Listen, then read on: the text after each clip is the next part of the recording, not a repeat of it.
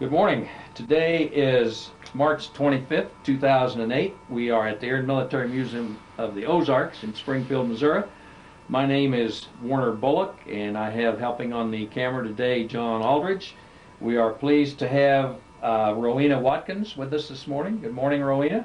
Good morning. Thank you for taking the time to join us. My pleasure. We have the privilege today of talking about the home front more than military, probably. Rowena was raised in Oklahoma. Is that correct, Rowena? Right. And where were you raised? Oklahoma, Alfalfa County. Alfalfa? Is that really the name? Alfalfa County? Where generally is Byron? Well, since part of this relates to Wichita, it's about 100 miles southwest, and it's just east of the panhandle of Oklahoma. All right, that gives us an idea. How big a town? Oh, probably in its heyday, 200. 200. And you were raised there, born there, raised there, and went to school there. How far in school did you go there before you Finished moved? the 10th grade before 10th we grade. moved to Wichita. All right. And what year would that have been? Summer of 39 or 40. I can't remember. 39 or 40. I think it was 40, really. Do you remember talk or the newspaper talking about war and a possibility of war, or did it mean anything to you at that time? Sure. Even when I was in first grade, I can remember them talking about the presidents, and first one I remember well was Hoover. Hoover, yeah. And so And you were Coolidge, raised. of course, they talked about him a lot. You were raised during the Depression. Right. Did you know there was a depression going on, You or betcha. it meant something to you that times were tough? And I remember when the banks all went broke. You and do, yeah. One of the big bankers close by, he couldn't handle it. He had Committed suicide? Yes, he He did. did. Banks failed. That happened everywhere. Yes, sure. But this happened in Amarita, Oklahoma, which is a couple of miles from Byron. Yeah. And when the country began to go downhill, people moved away, kids grew up and left for other lives. Right. There wasn't as many people left around, so this one bank that kept going for this part of the county was in Amarita. And they shared a lot of things. They even shared a cemetery called the Byrita Cemetery. Sorry to say, but a lot of our military were buried there. Yeah. Later. From the area, brought back, so on. So you moved from. Did you have brothers and sisters? I have 3 sisters and 2 brothers. Are they all still alive? We're all still alive. Good, good. So in about 1940, your family moved to Wichita. Did they move to Wichita because of the availability of jobs? Yes. Okay. And it was mostly, I'm sure, in the aircraft industry. Yes. Did you own a home? Your family own a home in Byron? Or? No, my dad had remarried. My mother had died when I was only 10. Okay. And she'd been dead for about 5.5 years. And he had met another lady and married her. And she had a home there in Wichita, and she was alone with 1 daughter. So we moved there, and of course, you couldn't hardly find a place to live. Right. And this house that, my dad helped her finish paying for. Right. It had a basement, and it had an upstairs. So, like many other people, they broke the house up in parts. Right. We lived in the basement and rented out the top in 2 apartments. So there was 5 of you kids, husband and wife, and a half sister. Goodness. And you all managed to live in the basement. Do you remember the address? Yes, I do. What was it? 406 North Vine. 406 North Vine. Just Have you ever north. been back? Is it still there? A few times. But, of course, everything changes. Oh, right. That's amazing. 406 North Vine. You moved there, finished the 10th grade. Did you go to school in Wichita after that? Went to East High for 2 or 3 months, and Okay. not being used to the number and the big school. And What do you mean the number? Compared to Byron, how many kids well, in it school was in about Byron? 200 in the Byron school. 200 in Byron. Grade and high school combined. Okay. We all knew each other, grew up together. But up there, it was different. There was 7 different nationalities of us going to the school, and there was over 5,000. In the school. If I remember right. And we had home rooms on maybe the 3rd floor and first class on the bottom in the basement where the swimming pool was at, or cafeteria. Yeah. It was very and challenging. I think that, well, it would be significant. Were there other nationalities in Byron? We had some Dutch. I always thought I was Scotch, Irish, and Dutch, but they. But there was no. You said 7 nationalities in Wichita. There was no, probably no Afro-Americans. No, maybe some Indians, obviously in Oklahoma, but. No, nothing like that. Okay.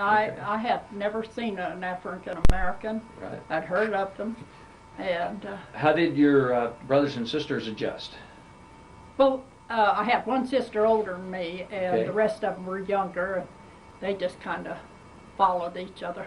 So they made it. We all really- helped each other out. Okay. We was very close. Did you get along well with the half sister? I'm sorry. Did you get along well with She the half was sister? ill, and she had medical problems. So Okay. yeah, we All right.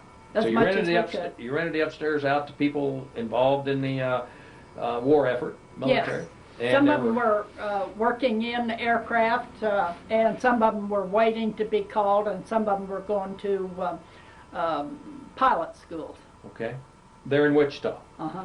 And they were from Texas, All right. where I So met they my were in the husband. military. They weren't necessarily civilians, all civilians. Well, no, they went to the military afterwards, but Okay. they were Alright. working around Wichita, and some of them were taking flight lessons and stuff Alright. because they wanted to get in the Air Force. Not a whole lot of them wanted to get in the Army. A lot. Yeah. So, All right. You quit high school. You went to work. Where'd you go to work? Aerial Pastime Gardens. Pastime Gardens. You went to work It at was Pastime a Gardens. bar and a restaurant. It's right across the street on East Central in Wichita, right across the street from Beach Beach Aircraft. Aircraft. At the time, there was Boeing, Beach, Cessna, probably some others. And Well, I know even Coleman, they, the type of things they had always built and manufactured and sold. Well, they even did some changeover through the war and made different things that the military could use. everything adjusted to the military. It sure did. All of a sudden, or quickly, the Depression was kind of behind you. How old were you when you went to work in a bar? Oh, I wasn't working in the bar. They wouldn't let me Okay, do I was going to that. say I now. wanted I to. thought you were. They was the place where they washed dishes. Here was the bar and the eating area, and over here was the kitchen. Sometimes I had to truck through the How old bar were and you? rest part. I was Oh, about 16. 16. A lot of people in the bar all the time, I'm Oh sure. yeah, but Working was 24/7, 24 Oh, hours a day, 7 days a week. and not people were only working. that, people were froze to their jobs. Right. They had to have a good And reason to leave. Come in the bar after work, or probably before work too. And this was also during the blackout stages. So they were actually blacking out in, Oh yeah, you had to have black cloth or your windows painted black.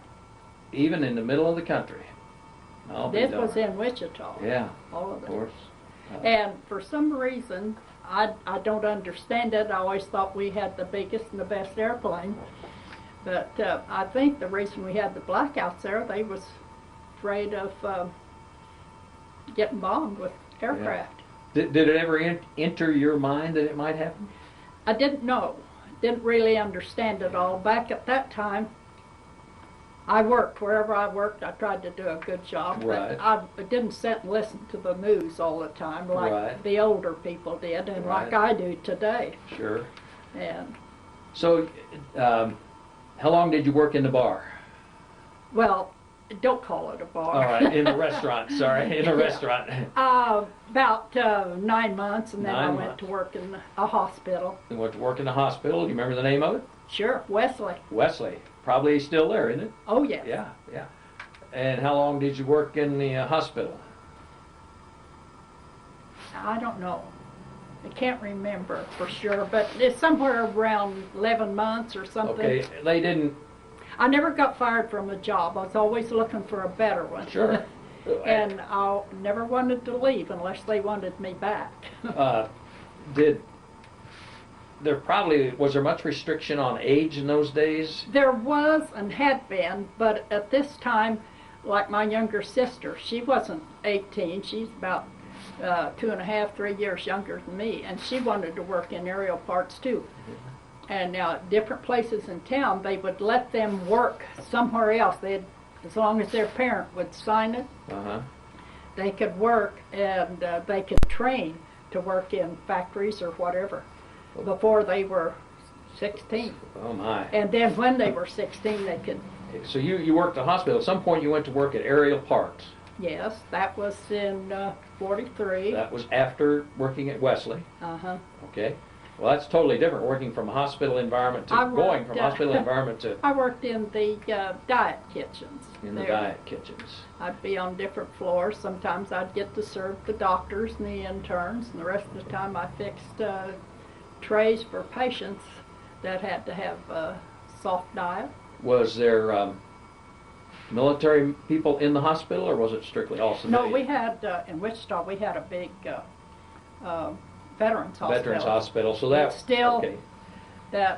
It's still there? operating. Okay. You went to Aerial Parts, you went to get the job, and they said, come on, we'll hire you. Did they tell you what you were going to do, or...? Well, since I was already 18, they would take a group of us and they'd show us where we was going to work, and then right next to it they'd have a place where we could practice. We did on-the-job training, where somebody younger, they had to go to a different place, wasn't inside the plant. What did you start doing when you went to work there? Riveting? You had to practice riveting, though.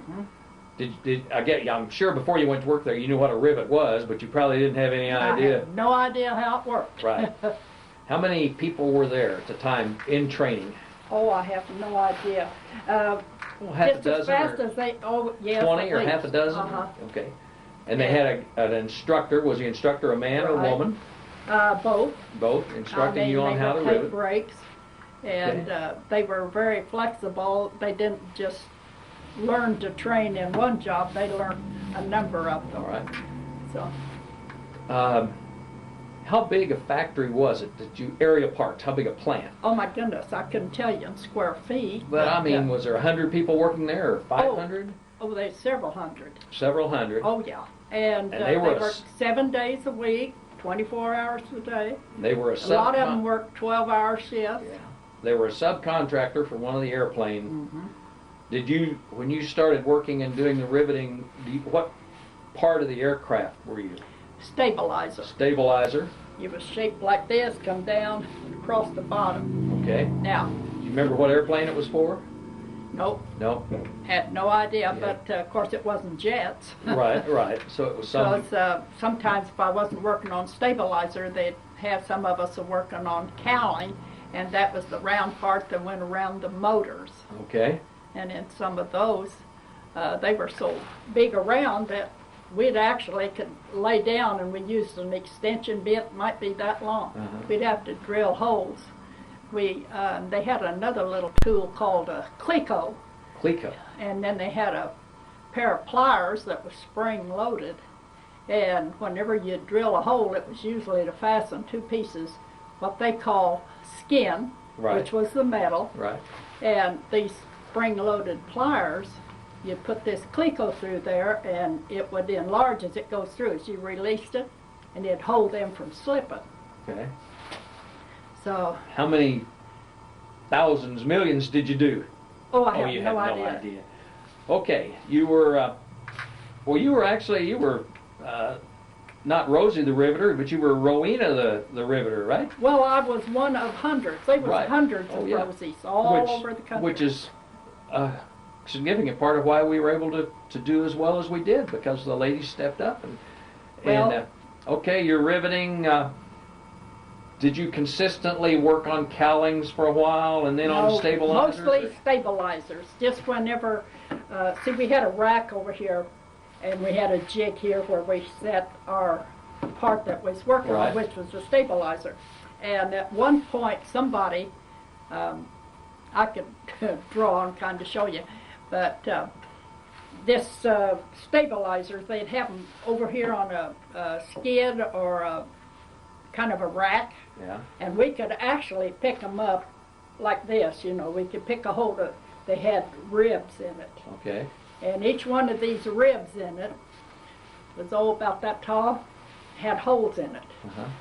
Now, those ribs went this way, Okay. and the skin on the outside we put this away, and then we riveted after we drilled holes into those ribs. If you worked on different parts, did it use different kinds of rivets, round head or Yes. flat head or where flush? We used round head, flat head, and brazier head. What's brazier head? Now that one, for some reason, I can't describe it, but it's similar to the round head. And of course our gun was just like a small drill, hand drill that Right. you'd use today. And you'd have different heads for these different rivets. And to put them in this gun, then they were fastened with a spring that would let them jump like that. And of course all of this was with compressors. Right. Compressed air. All over this plant they had Was it hoses noisy? painted out. Noisy in there? Very, Very noisy. I can't hear today probably Right. for part of it. All right. Did you work the evening shift, the night shift, the day shift? Day. All right. You came into work at 7 or 8 in the morning. Yeah. Did you know from day to day, well, I'm going to be working on the stabilizer, or did they say, Rowena, go to cowlings or go to stabilizers? No, we'd go right back to our regular Okay. area, and very few times they would take us off because they wanted to get as many. Did you work next to the same lady, same person all Sure. the time? Okay, so you got to know some people. Yeah. I'm not sure how to ask the question, but how many stabilizers would you go through a day on your 8-hour, 10-hour shift, doing whatever part you were riveting? Well, each, I don't know, but I'd hate to say. I might Okay. not give myself enough credit, and I might. Well, I was just curious overshoot. how fast you were working. Well, I got to where I could shoot a rivet as fast as I could shoot a rivet. Place one, I could shoot it. But Yeah. you had to have somebody on the other side with a bucking bar to make sure they had a steady hand and could hold that. So you had two of you Two of us riveting had at to a do time. it because Okay. the head of the rivet went on this side of the Right. stabilizer. Somebody had to be over here reaching down in this stabilizer with a bucking bar to hold Okay. it. Let me ask, were you always the riveter and somebody else was always the bucking bar? For some reason, I did most of the rivet. Yeah, but you knew how to do the bucking bar if you had Exactly. to. Okay. And there was a few places where I had did both of it at the same time. Did you feel a sense of urgency? We need to get this done because there's a war on and we need to... I probably didn't understand that much. Yeah. Other the fact was I wanted to do it as fast as I could and as good as I could, and I wanted the inspectors to pass it. And you had somebody, inspectors all the time. Oh, yes. Yeah. Oh, very definitely. And if you didn't have somebody good bucking that rivet when you shot it, your gun would shoot. It would go. Did you ever take a piece of chalk and run it up a chalkboard and watch it? Yeah, Or sure. a rivet gun would do that on a piece of metal, and if it did, it could damage the skin. So they had to redo it. And if that happened, we had a little bar about that long, about as big around as your finger, solid steel. I don't know whether it was forged or whatever kind it was, but they sliced that so you had a flat side and a round side. So we turned that over. It's called a brazing tool, and we'd take that piece of steel, and if we made a mark in this skin, we had to smooth that out. That all had to do. These were, I don't know how the engineers perfected Right. and found all of these things that they needed to do and not to do, but because of wind velocity and I don't know, when an airplane is in flight, they wanted the smoothest skin possible on the outside of that so it didn't have anything to do with the current. Right, right. Ever so often we read or hear of a lady that was working in a plant. She signed her name on something and it turns up. Did you ever sign your name on the inside of any of those things? Never put Rowena was here or No. anything? Okay. Oh, there used to be a Kilroy. It was everywhere. Right. But that's why I wondered, did Rowena, you never? No, Okay. Rowena didn't do that. All right, Rowena, how long did you work at Aerial Parts? Oh, I don't know how many months it was. You went to work there in In 43. and then I left in June of 44. You left in June of 44. Uh-huh. Why did you leave? I had a sister that her husband had just died, and she had a new baby, and my other sister and I wanted to go down and visit her. So we had to, actually, our dad worked in the plant too, and he had to go with us. We had to go to the office because we were actually froze to the job, and you had to have a good reason to leave. So you had a And- sister that was a widow with a baby in Texas. Mm-hmm. And so we was going down to see her, and hopefully I was going to come back, both of us, and work in the Who's plant. we? You and your dad? I'm sorry? You and your dad went to Texas? No, my sister. Your sister, okay. See, All right, your sister and you. I All right. had a sister, Thelma, and myself that worked in this factory. So And you had a- our dad worked there too. You had another sister in Texas. Yeah. Okay, how'd you get to Texas? Let's Train, bus, you remember? see. Train. Train? And whenever Trains- you drove a train in those days, you stood up. And gladly you did. Full, because it was full. Well, not only that, but military had to travel on it, Mm-hmm. and those guys didn't need to be standing up. Of course, a lot of them, you know, they wanted to be gentlemen and let ladies have their seat, but But they were those glad. kids were too tired to handle. I bet they were standing up. glad to see you get on the train, though, weren't they? That was probably a fun trip. Well, a lot of them was sleeping. Yeah. Some of them was glad to see anybody to talk to. Where'd you go in Texas? Perryton. Harrington? Perryton. Harrington. Perryton. Harrington. You got down there. What happened to your sister's husband? Was he ill or was he in the Well, military? when he was a kid, he had got kicked in the head by a mule. And it never bothered him. He had quite a little scar there. But when he got in the Navy, he had such strenuous work that he wasn't used to doing. He had started having these severe headaches. So it just went on, and the Navy told him, said, we think we know what it is, but we're afraid to operate. Said, we'd rather you'd go have civilian doctors to do it. And said, if you get through this surgery okay and are all right, you can come back to the service. Okay. Well, they sent him on home with this military, or what do you call it, medical leave. Medical discharge or medical Yes. leave, yeah. And he died on the operating Died table on that. in Oklahoma City. Total shock to your sister, of course. Yeah. Little baby. Yeah. Okay, you got there in June of 44, and what'd you do? Immediately, did you look for employment? Well, after I met Robin, I sure did, because I knew I When wanted did you to- meet Robin? My sister, you know, gas was rationed. Okay, this is June of 44. Okay, okay. My two sisters, the one that went with me to Texas, the one we went to see. Now, she had a car, and she had this little baby, and she had a girlfriend, and her folks had a filling station, service station. We called them filling stations back then. And you had to have a ration ticket to get any gas. We wanted to go to the lake that day. So we were sitting there in her car, and we decided what to do. And this boy walked out of the drugstore, and I whistled at him. Yeah. So the lady in front says, "Oh, who you whistling at?" And I said, "Him." She says, "Oh, I know him. He's my nephew."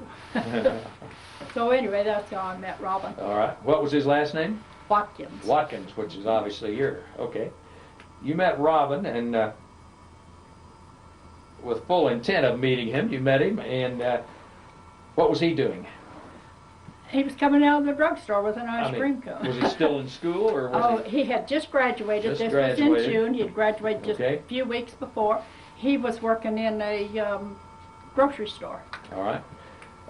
Was he on the draft list at that time? Everybody was. Everybody was. When you hit 18, you Was he just Senior kind of draft hanging board. around to see if he got drafted, or? No, everybody knew. Okay. And there wasn't too many things that kept you out. Your eyes and possibly your feet. Right. Okay, you started dating Robin, and what did that lead to? Well, love, I guess, All right. because I got this job and I stayed there. We call it love at first sight. We were Right. married the next August, So, just a few 2 or weeks away. yeah, 2 or 3 months, 2 months later, you were married. Good. Mm-hmm. You met him. You got where'd you get a job? Doing what? At the switchboard office. I Okay, was and- telephone operator. Was he still in the grocery store? Uh-huh. Awaiting. Okay. You were married in August of 44. 44. Was he drafted? Yes, in August or October he turned 18, and within a week, all the boys that had turned 18 that month, they heard from the draft board, and they got their notice, and they had to go to Oklahoma City and do their physical, Okay. and then they were all inducted in the service then in February. Okay. just So he a few came. months He came back home in October. Stuck around from October to February. Knew he was drafted. Knew he was in. You were still a switchboard operator, in by then not a strange town, but a newer town to you. But you had some friends around. Were his parents there? His parents lived there. His dad worked for a grain company. All right. Where'd you live after you got married? I lived with his folks. With his well, folks? him too, because we knew that he was going to have to leave, and Right. instead of me living with my sister, why his folks wanted me to stay with Probably him. not unusual in those days at all, No, it was wasn't. it? No. Not at pretty, all. Pretty typical. Not what anyone planned, but everybody shared. Right. Right. He goes in the Army of February of 45. Where did they send him for basic training? Well, from Texas, they sent him to Fort Chaffee, Arkansas. Fort Chaffee, Arkansas for basic training? Uh-huh. And did you stay in Texas? Oh, sure. Okay. Nobody seen them when they were in basic In basic. training. All right. How long was he in basic training? Oh, I think it was average about 6-8 weeks. 6 or 8 weeks. Mm-hmm. Then he'd come back home on. Did you ride him Well, every day, or I every sure so did. often? You did. And Did he get them all? Yeah. All right. And when I'd finish writing a letter one day until that time the next day, I would start in where I left off of that. So it was like a diary. Like a diary. Do you still have the letters? I used to have them, but They've disappeared somewhere. well, he burned them. He burnt them? Okay. Didn't want the kids to read them? Well, That's okay. it was just something that I guess you just didn't keep all the time. Yeah. Finally, we run out of space and kept stuff from the kids for school. All right. He finishes basic at Fort Chaffee, Arkansas. Where'd he go from there? Ozark, Alabama. Ozark, Alabama. Up until he goes to Ozark, Alabama, you were a I was switchboard with operator? Yes. Well, Okay. no, I had quit by that time because I was going with him to Alabama. Okay. And Did he you thought- actually travel together to Alabama? Or Yeah, just we rode a bus. rode a bus together with a couple of suitcases, and Uh-huh. he's in uniform, and you're the 17-year-old wife or whatever? And Mm-hmm. I'll be darned. Get to Ozark. How'd you find a place to live? Well, there was plenty of others there. We'd go to the base and meet some of the other boys' wives, and there was some of those old plantation houses that had a lot of rooms, but they didn't use them like they did back when they were in their heyday. Right. So they rented out rooms, whoever owned the property, and this was all over areas like that. And there was a lot of bedrooms. I don't know, they could have been 7 or 8 or even Right. more. And everybody would share the kitchen. Okay. You had a bedroom to yourself, though. And Robin lived on base. I guess he had to. Yeah, On when he had weekends? time off, he'd come in. Right. How long was he in Ozark? He was only there 2 weeks. 2 weeks. Well, actually, it like 2 days being 2 weeks. You made all this trip with him, and We thought he was going to be there for 17 weeks. That's what they had Right. told him. But of course, we didn't know that they was fixing to drop the big one. And okay. So this is in early 1945, probably. yeah, All right. I think they dropped the first one, wasn't it, in June? Yeah. But And this was in August because when we were in Alabama, they called them all in 2 hours after they had issued them weekend passes, and they sent the MPs around to get everybody. They knew about where everyone was at and get them back to the base, and they had them shipped out of there in 3 or 4 hours. They said. So he was probably at home with you at the plantation, and an MP comes and gets he and all the other guys? No, actually, we had left to go eat. We was down on the square in Ozark, and there was some MPs there that he knew that we had seen at the bus depot. And they said, you got to get back to base. Did he go from there to your living quarters to get his stuff? Or no, his stuff was all at the base. Just went to the base. And did you see him after that? The company commander, or what is the title of the one? Company clerk, maybe? Oh, could be, yeah. Well, anyway, some of the girls and we hopped on a bus and went out to the base as fast as we could, and they let the guys come over to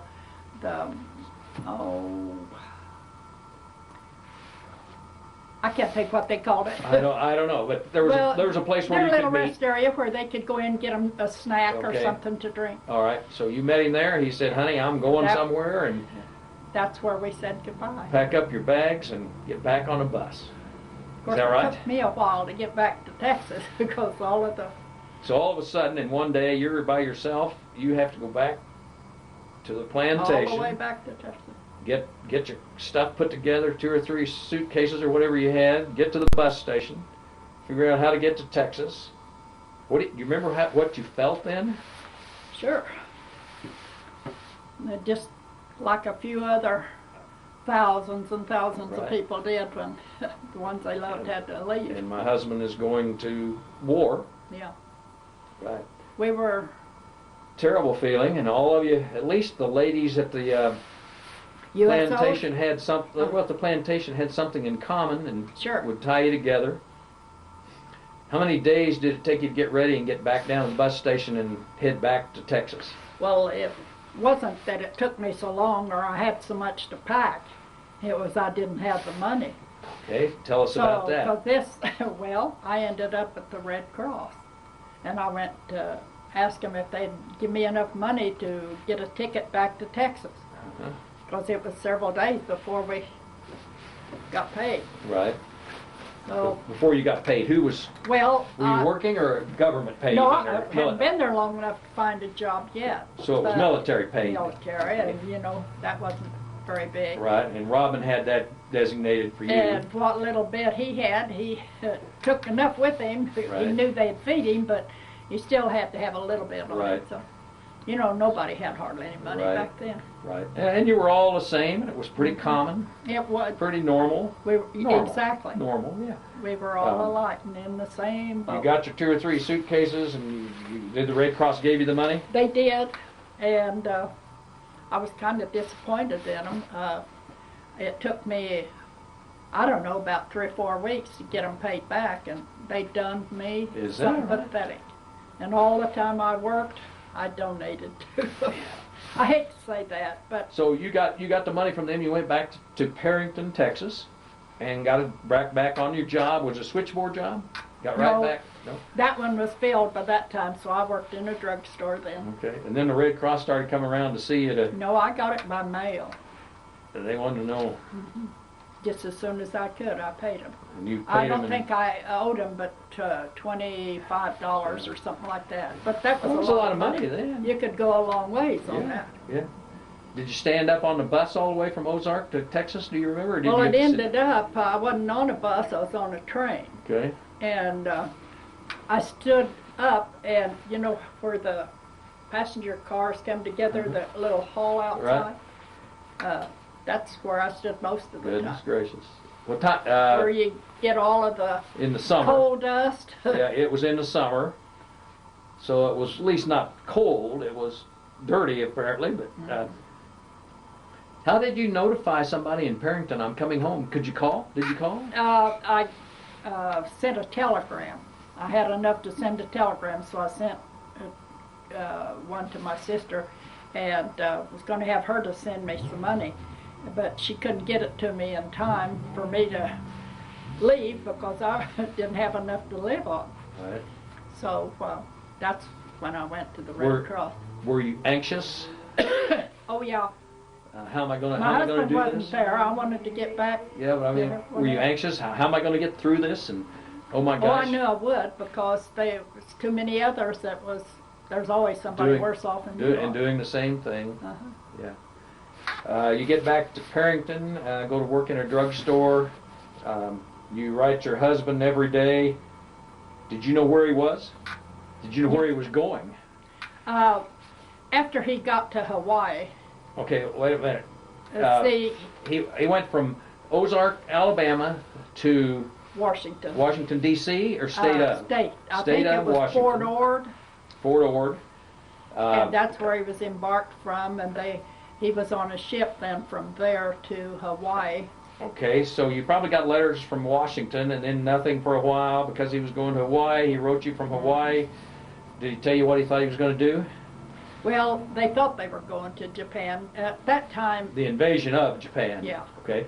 but he could say that there. But after he got to Japan, a lot of our letters were censored, and they would either be blacked out or cut out. Okay. You're somewhat comfortable, more comfortable now. You're back home in Perrington with family, and he's on a boat going to Hawaii. Well, actually, he had already got to Hawaii before we left Texas. Okay. And, Okay. What do you mean left? Who left Texas? Well, his folks and I left and come to Missouri. Okay. And Where'd you move to in Missouri?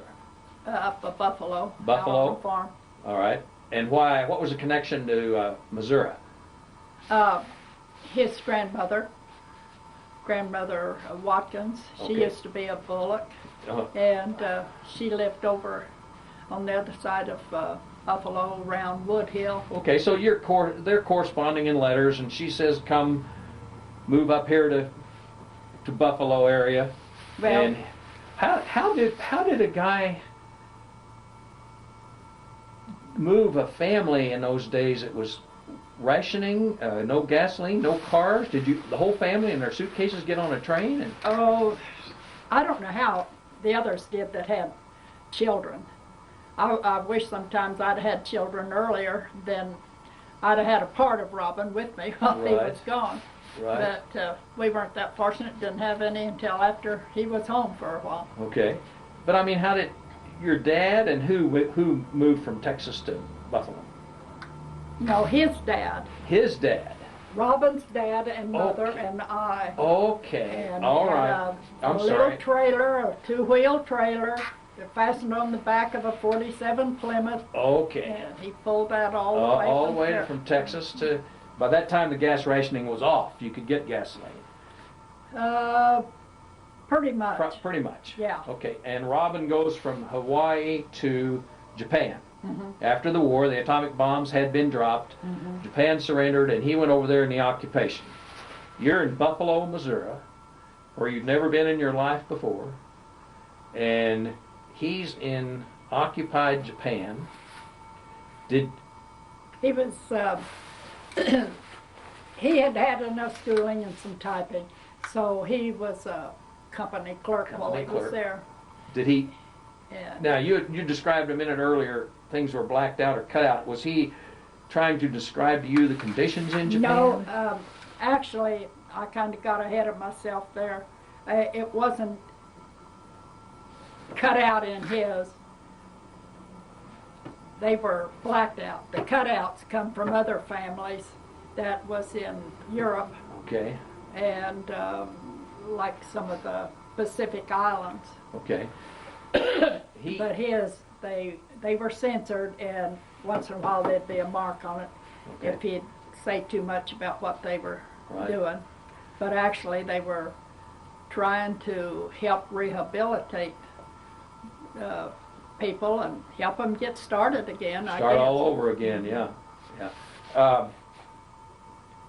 Just backtrack a little bit. During the time before the end of the war, Did you know some people or families that had soldiers or sailors that were killed in the Oh, yes. in the line I of knew duty? Robin's aunt and uncle, the one that introduced him to me. And as a matter of fact, I had seen her and knew her for 2 or 3 years before I met Robin. Yeah. And later, let's see, we were married in August, and on the 15th day of September, her husband got killed. Oh my goodness. He was in France, and he was in a tank, Yeah. and they hit a mine. And word came to her. Actually, it came to the same switchboard I'd been working on, but I was gone with his folks. We had left Texas and come out to Missouri to see his grandmother. Goodness. And that word came. Yeah. And of course, that was Robin's mother's brother. Really, awfully tough, I'm sure, but it was something that happened all the time, and Oh, yeah. and people just Yeah. hard for a guy like me. It's hard to understand. All right, you moved. You're in Buffalo. What'd you do in Buffalo? His dad bought a farm, and then he bought 93-acre farm. It had a nice big house and barn on it. And then when Robin got home, this was in March, and then Robin got home on Halloween, the next Halloween. 46 or 37. Uh-huh. Okay. Did you work? No, I did there. Okay. When his dad got the farm bought, he bought some cows and all the stock he needed, and I bought one cow and an old sow and 7 pigs and 100 chickens. All right. So I started doing our little bit of farming with his mom and dad till he got home. Was he surprised, do you think, when he got a letter from you and said, we're no longer going to be in Texas, we're going to be in... No, he knew. He knew that something might happen like that. Yeah, he knew All right. we were going. How long was he in Japan? Until the first part of October in 46. 46. Was he released from active duty then? And Well, not for a while. They flew him back to California. He got in at Sacramento, and there he took a plane to Kansas City. Okay. And then he took a bus to Buffalo, Right. and then a cab to his uncle, so his uncle could bring him where we had moved while he was gone. And that was That was on Halloween, 1946. pretty typical. I mean, they're doing it that way. Oh, Did you know he was coming? oh yes. We Okay, had, so he didn't show up. Radiograms. Okay, he didn't show up and say, trick or treat, I'm home. Okay. No, but he didn't know that much about the side. We were southeast of Buffalo, and all he knew was north and east of Buffalo. Out on the road goes out to Bennett Springs. Sure. And so he really didn't know how to find us. Right. And of course, we didn't have telephones, so there was no way he could call. So he goes to the uncle, who obviously knew So where he he knew lived. right how to get to his uncle and his grandma. They were all on the same road, so Did they he brought come- him to us. Did he come home in uniform? Well, that's all he had. All he had, He was right. still, of course, we had some of his clothes still left from before he left, but they wouldn't fit him now. So- Was he bigger or littler when he came Yeah. home? Bigger. Grew up, you know. Yeah. He was just a typical Sure. American boy. young, Yeah, sure. And of What course, time of day did he get home? we had just finished milking. Which should be in the late evening or the Uh-huh. evening. Okay. You weren't excited at all, were you? Oh, I jumped clear off of the ground. That's wonderful. All right. This was in October, November of 46, Halloween. October. Right. Did you stay in the Buffalo area? We stayed there, until our second daughter was born second child was born in 49. And by that time, the school that our daughter, she was born in 47, and there was a low water bridge that she would have to cross to get to a bus. She went to a rural school. They were closing and they were consolidating all of the little country schools into Buffalo. So by that time, Robin was working in Springfield, and he was working at the MFA. Okay. And anyway, we had no way of getting her to the bus. We had one car, and he had it going to work, and she couldn't wait across that creek. So I told Robert, well, he was burning all of that gas and Right. 2 sets of tires a year, so we might as well come to Springfield. So we did. Got the kids and came to Springfield. Did he Uh-huh. stay with MFA? He did until he learned of the job at Syntex, which was actually, at that time, it was Hoffman Taft chemical plant, and then Syntex bought them out. What'd you do with the 100 chickens and the 7 sows and Well, and the one cow? we fattened the pigs out, and they all topped that fall when we brought them to the market in Springfield. Okay. And the chickens, we killed and canned and froze. Okay. A lot of them. The rest of them we kept for layers. So they were probably, with hindsight, disappointed Robin came home. All right. At that time, you had 2 children. Did you have any more children? Later, well, actually, I had 3 by that time. Okay. But there was only one of them going to school. The other ones wasn't old enough yet. Okay. But when they closed up her little Flint Ridge school, we had no way of getting her there. So that's when we moved to Springfield. Moved to Springfield. And we used our GI Bill and Right. bought us a home. Great. What was the address? 1078 South Main, Springfield, Missouri. 1078 South Main. How long did you live there? Oh, till the kids all graduated from Parkview. Okay. And by that time, they were all gone and married. So we left and bought a home out at Willard, Okay. sold our house. Yeah. We had to make room for grandkids that was coming on by Right. that time. Right. We've gone from the time you were a child in Byron, Oklahoma, through the war and your several jobs, and to the time you moved in Springfield after Robin got home. Is there anything we've left out that was significant, or even may not, that you remember even that? Well, as a child, yes. I not only lived through the Depression, I lived through the dust storm, and I lived through the hordes of grasshoppers. Goodness. And people nowadays can't even envision that. I can't. No, No. the dust storms, that was, And you stayed in Byron, Oklahoma the whole time during the dust storms? oh yes. Where did you get any food? How did you get anything to eat? Well, what we could grow, and actually, we had to do a lot of hand watering. And What's canned watering? with a bucket. You got water take it from the somewhere well. with a bucket From the well. from a well. Even though it was dust storm, there was water in the well. No, we had water in our well. That's what I meant, but it didn't dry up the well. Oh, no. Okay. See, the dust storm, it was actually coming from plowed ground back in Texas and South Right. Oklahoma.